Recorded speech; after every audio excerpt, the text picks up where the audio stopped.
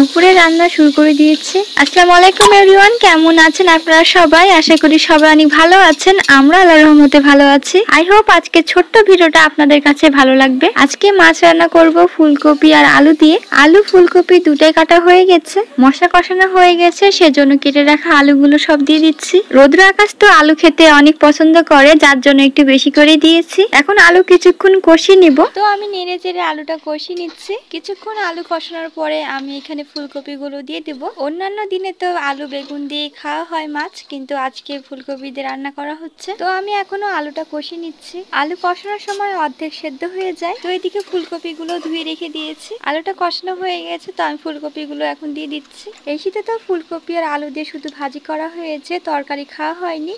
তো আজকে মাছ দিয়ে ফুলকপি রান্না করা হচ্ছে। তো আমি সবগুলো ফুলকপি দিয়ে দিয়েছি। এখন ফুলকপিটা কষিয়ে নিয়ে আমি পানি অ্যাড করে দিব। ফুলকপি তো তাড়াতাড়ি সিদ্ধ হয়ে যাবে, যার জন্য একটু পরেই দিয়েছি। পরিমাণ মতো পানিও দিয়ে দিয়েছি, পানি একটু বেশি করে দিয়েছি। এদিকে মাছগুলো মাখিয়ে নিয়েছি, আর ওইদিকে তেল গরম হচ্ছে। তো আমি আস্তে আস্তে মাছগুলো ভেজে নিব। আমার যে কোনো রান্না করতে ভয় লাগে না, কিন্তু মাছ ভাজতে আসলেই আমার ভয় লাগে, কিন্তু কিছু করার নাই, ভাজতে হবেই। তো আজকে ছোট্ট ভিডিওটা এই পর্যন্তই। সবাই ভালো থাকবেন, সুস্থ থাকবেন, আমাদের সাথে থাকবেন। আল্লাহ হাফেজ।